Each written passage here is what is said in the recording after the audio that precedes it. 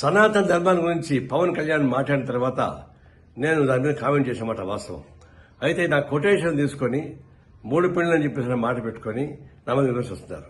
నేను దానిలోకి పోలే. సనాతన ధర్మంలో విడాకులు ఉంటాయా? నేను అడిగిన ప్రశ్న అది.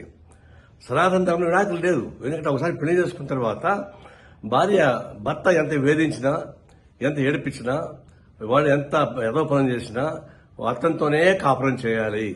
భర్తని వ్యతిరేకిస్తే ఆయన పాపానికి పోతారు అని, భర్త చనిపోతే చితిమంటల పైన భార్యని కూడా తగలబెడతారు అనేది దాని సారాంశం.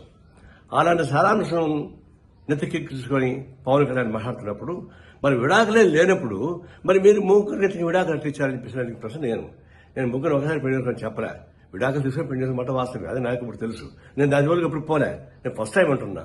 సనాతన ధర్మంలో విడాకులు లేనప్పుడు మరి మీకెందుకు అది వర్తిస్తాను అన్న దాని మీద ఊరికి నా మీద మాట్లాడుతున్నారు. ఇప్పుడు మనం చెప్తున్నాను, అది అరాచకమైనటువంటి సనాతన ధర్మం. అది ఆ ధర్మ వ్యవస్థ మొత్తం వెనక్కి తీసుకెళ్లేటువంటి క్రూరమైనటువంటి చర్య అది.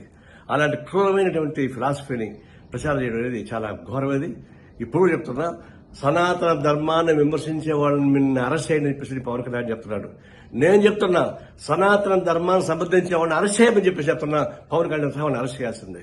అది మన సెక్యులరిజానికి, ప్రజాస్వామ్యానికి, మన రాజ్యాంగానికి అర్థం పట్టే పద్ధతిలో ఉంటుంది. కాబట్టి సనాతన ధర్మాన్ని విమర్శించే వాళ్ళని కాదు, సమాజం సమర్థించే వాళ్ళని చర్య తీసుకోవాలని కోరుతా ఉన్నా.